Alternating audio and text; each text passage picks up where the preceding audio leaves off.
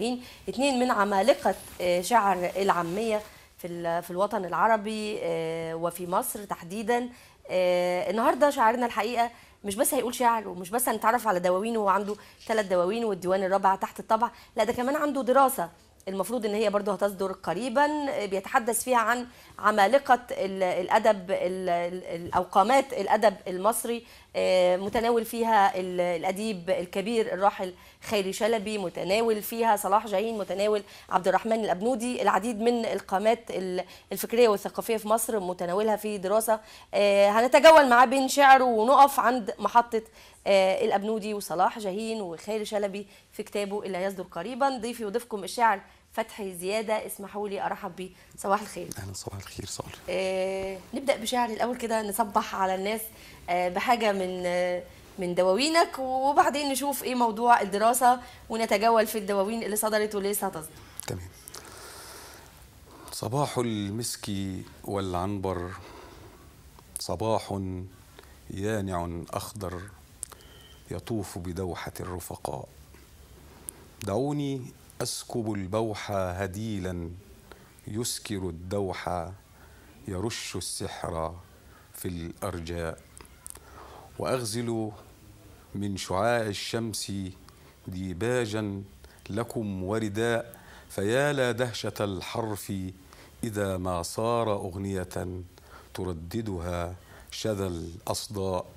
صباح المسك والعنبر، صباح يانع أخضر يطوف بدوحة الرفقاء. أستاذ فتحي، حضرتك شاعر فصحى، والثلاث دواوين اللي صدرت ليك بالفصحى، والديوان اللي على وشك الصدور أيضا بالفصحى، وتعمل دراسة تتناول فيها شعراء العامية. الدراسة والدراسة الأكاديمية ودراسة الشعراء ما بتتربطش بفصحى أو عامية، فهي دراسة يعني سواء هو الراجل الأديب بيكتب بيحس بالكلمة، فأنا بتناول الجوانب الوجدانية اللي دفعت الأدباء إن هم يبدعوا ويوصلوا للقمم اللي وصلوا لها يعني. الدراسة في كتاب بعنوان إيه؟ بعنوان جولة في ربى الأدباء. جولة في ربى الأدباء. أسماء الأدباء بقى اللي تضمنتها الدراسة؟ احنا بدأنا بالأديب الكبير خيري شلبي. أنا بنتمي لكيان أدبي وليد اسمه ملتقى شعراء العرب. فاحنا بدأنا أسسنا هذا الملتقى مع مجموعة شعراء، وإن شاء الله ماشيين بخطى ثابتة في الموضوع ده. شعراء من كل العالم العربي، مصريين وعرب، بس احنا بدأنا كمصريين، ولينا يعني أصدقائنا ولينا المنتمين لحركتنا الأدبية من جميع أنحاء الوطن العربي. بدأنا بالأديب الكبير خيري شلبي في ندوة كبيرة عملناها في مكتبة مصر بالدرب الأحمر. فأنا كنت عملت الدراسة، فجاتني فكرة إن أنا ألم الدراسات اللي أنا عملها ديت وأجمعها في كتاب واحد هيكون من إصدار ملتقى شعراء العرب إن شاء الله. يعني هي دراسات منفصلة. عملت دراسة عن الأبنودي، دراسة عن صلاح جاهين، اخرهم الدراسه عن الاديب الكبير خيري شلبي، وبتجمع كل الدراسات في كتاب. لا، هو اولهم الاديب الكبير خيري شلبي، ثم صلاح جاهين، ثم فاروق جويده. احنا كان مزمع ان احنا نعمل لقاء في الاهرام قريب جدا، ولكن بسبب ظروف معينه تم تاجيله، وان شاء الله احنا هنعمله قريب. نفس الملتقى هيعمل اللقاء دوت. فالدراسه انا بقدمها قبل ما نبدا الحفله والمهرجان، فبقدم الدراسه. طب واحنا النهارده يعني بنعيش الذكرى الاولى لرحيل الابنودي، كلمني عن الابنودي كده من خلال الدراسه اللي حضرتك عملتها. هو الابنودي انا ما عملش دراسه لسه يعني بحثيه عن الابنودي، ولكن يعني انا معايا شويه حاجات. يعني بدايه الابنودي، والابنودي ده شاعر كبير جدا له مشوار طويل مع الادب. بدأ من 11 ابريل سنه 1938 ده تاريخ ميلاده، وانتهى في 21 ابريل زي النهارده السنه اللي فاتت 2015. الابنودي بالفعل شهر ابريل بيحمل تاريخ ميلاده وتاريخ وفاته. تاريخ ميلاده وتاريخ وفاته. الابنودي اول شاعر عاميه يحصل على جائزه الدوله التقديريه. قبل كده، قبل الابنودي ما حدش حصل على جائزه الدوله التقديريه، خدها الابنودي في 2001. الأبنودي أكتر شاعر من الشعراء المعاصرين كتب أغاني، كتب سيناريوهات وحوار بعض الأفلام، كتب أغاني مسلسلات زي ذئاب الجبل كده. يعني الأبنودي أشهر الشعراء اللي في العصر الحديث بكتاباته وجولاته. بما ان الدراسه الفعليه كانت عن صلاح جاهين، دي الدراسه اللي خرجت بالفعل، يمكن دراستك عن الأبنودي لسه لم تكتمل، واحنا برضو في ذكرى صلاح جاهين، اهم ملامح اللي خرجت بيها من خلال الدراسه. صلاح جاهين لقب بأمير شعراء العامية. صلاح جاهين هو اللي ابتكر المربعات الشعرية، طور فن الموال اللي كان موجود قبل كده، وخدوا في مربعات حاجات جميلة جدا تدل على عبقريته. جاهين ما كانش شاعر بس ولا رسام كاريكاتير ولا طور المربعات. طبعا مش ابتكر، لا هو طور المربعات، خد فن الموال، الموال الشعبي اللي كان مأثور زمان، وبدأ هو يشتغل عليه وعملوا مربعات شعرية جميلة جدا كانت تنتهي بعجبي، ويعني لقت رواج كبير جدا في الشارع المصري، وأثرت في الثقافة، وأثرت في لدرجة إن شعراء الفصحى كانوا بيخافوا على اللغة العربية من صلاح جاهين وأقرانه يعني.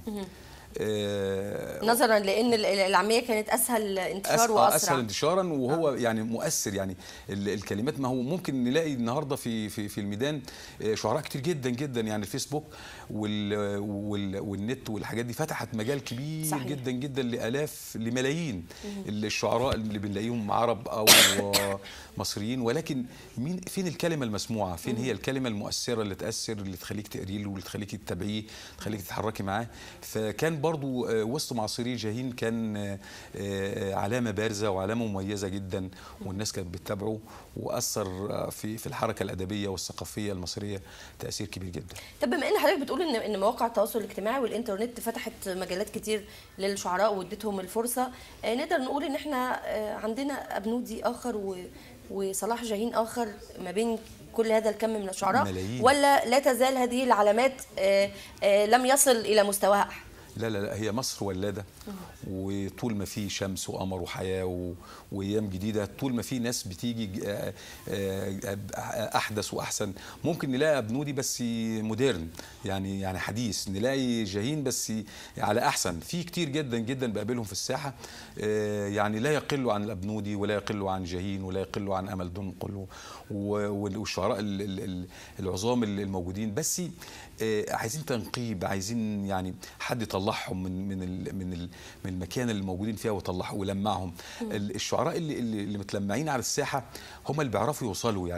يعني حضرتك عشان اوصل انا التلفزيون كان ده يعني شيء من المستحيل. تقصد ان وسائل الاعلام بتلقي الضوء على الاسماء المعروفه ومقصره بحق الاقلام الجديده. كتير جدا. احنا كقناه ثقافيه وتحديدا برنامج يوم جديد او كل برامج الثقافيه بشكل عام معنيين بده، بنفتح المجال لكل الاقلام الجديده، بندي الفرصه لكل الاقلام الشابه في كل المجالات، سواء شعر يعني الادب باشكاله كلها، ان تقوم نديها الفرصه وان هي تعرف الناس على اعمالها. ونتمنى طبعا ان ده يعني وسائل الاعلام كلها تحذو حذونا في هذا، لكن احنا كقناه ثقافيه معنيين بده وقايمين بهذا الدور.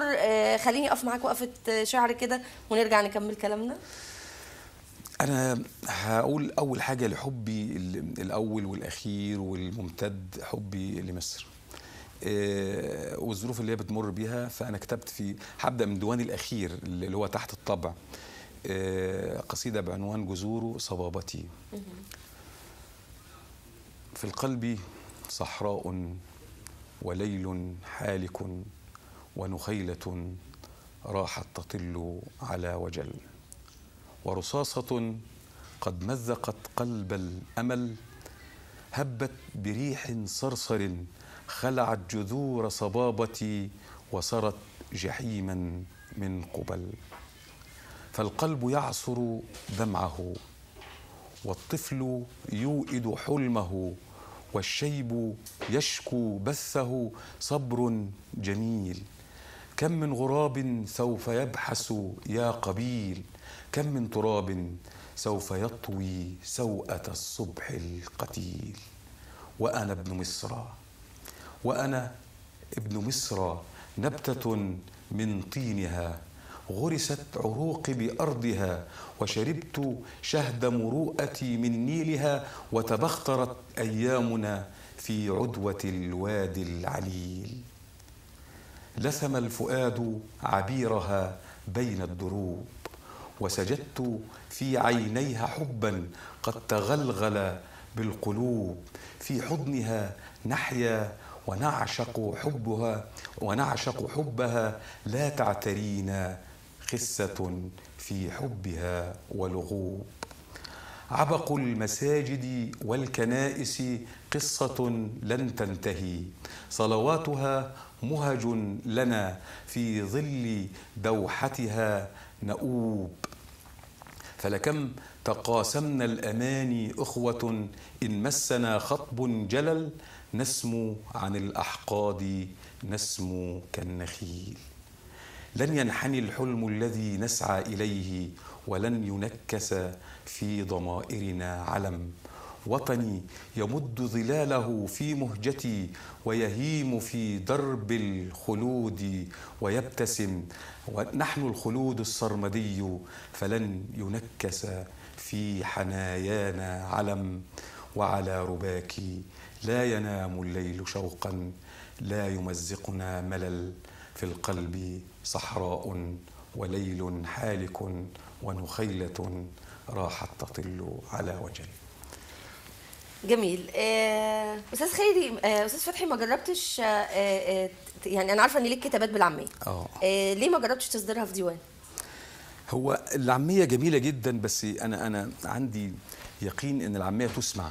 يعني انا لو هصدر عاميه هصدرها في اسطوانات، في حاجات مسموعه، لان اللكنات بتختلف من مكان لمكان، والعاميه عشان نكتبها وعشان حد يقولها زي ما انا عايز اقولها بتبقى صعبه. يعني انا يعني بحاول اقرا الابنودي باللكنه الصعيديه بتاعه الابنودي، بلاقي عناء شديد، لازم اسمعه. بتحس ان هي كانت اسهل واحنا بنسمعها منه؟ طبعا تلاقي لها طعم ومذاق خاص جدا، احسن من اللي احنا نقراه. يعني حضرتك لو هتقري كتاب للابنودي او هتقري قصيده للابنودي، لو سمعتيها مسموعه هتلاقي وصلت لك اقرب واسرع واجمل من ان انت تقريها. فالعاميه تسمع ولا تقرا. الكلام ده ما ينطبقش على الفصحى، ان الشاعر برضو لما بيلقي قصائده غير لما طبعا اكيد. هو القاء الشعر لقصيدته بتديها، يعني بتعليها اكتر من 30-40%.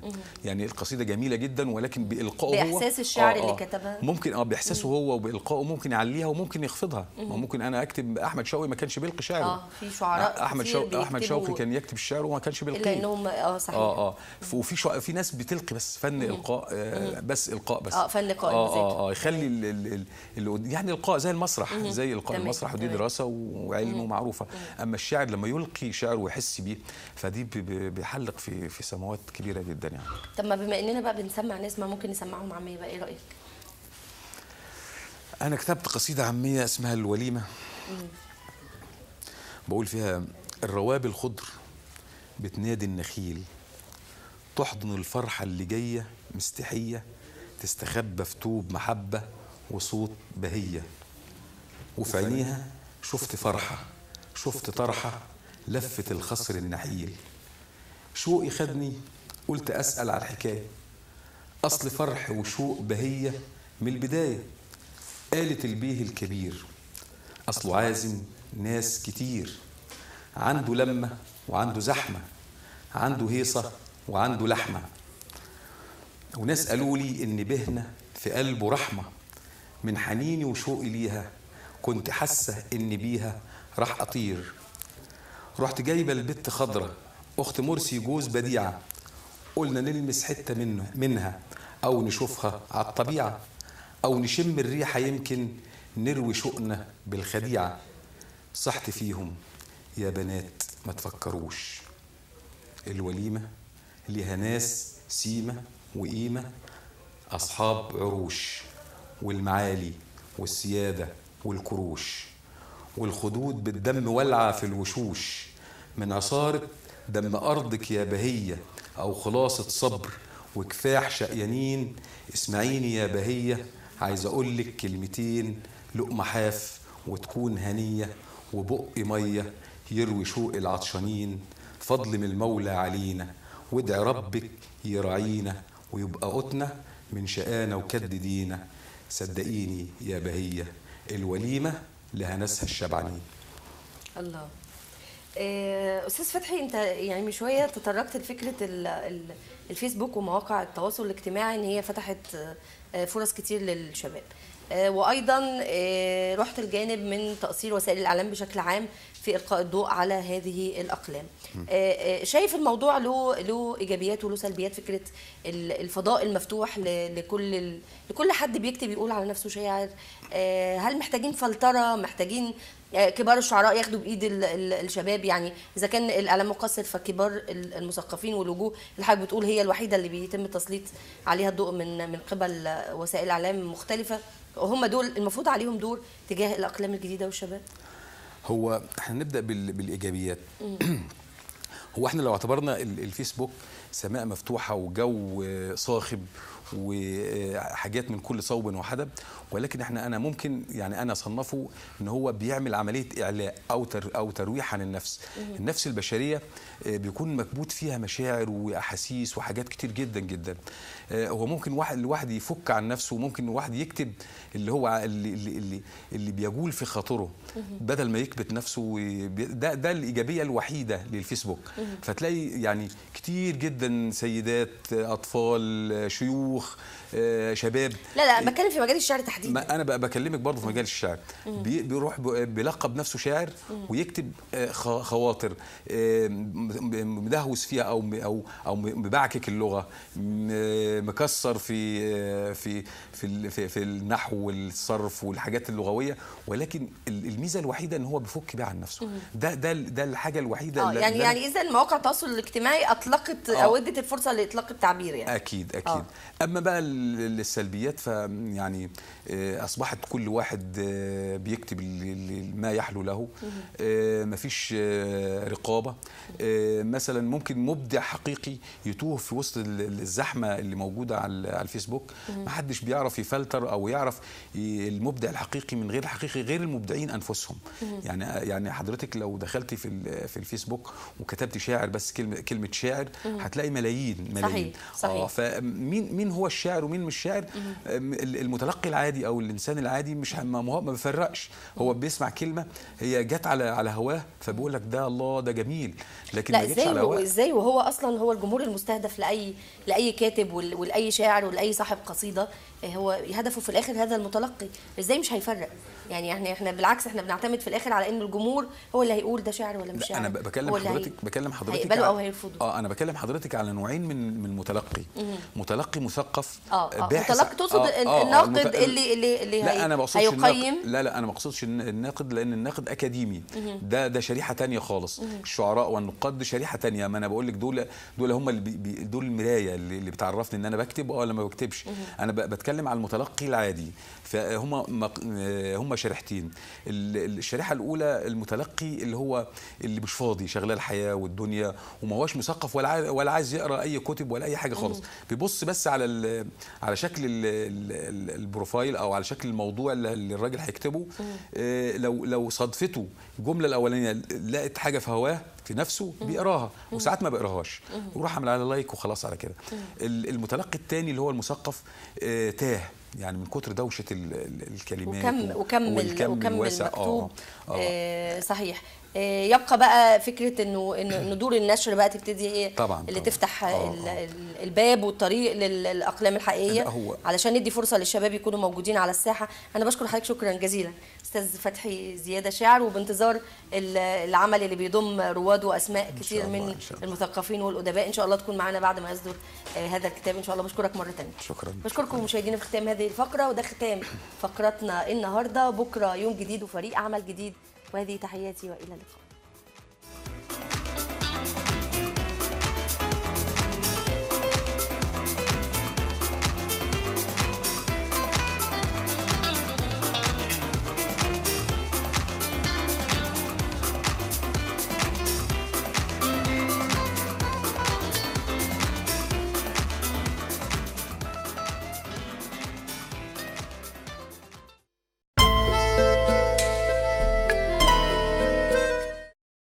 ما بين الرفض والتأييد، بين التفاعل واللامبالاة. بعيداً عن التشدد والتعصب، نقترب أكثر لمصلحة الوطن، ويجتمع الكل من أجل الوصول لنقطة فاصلة. نقطة فاصلة مساء كل يوم سبت على شاشة النيل الثقافية في تمام 6:30 على الهواء مباشرة. نقطة فاصلة السبت 6:30 مساء على شاشة النيل الثقافية.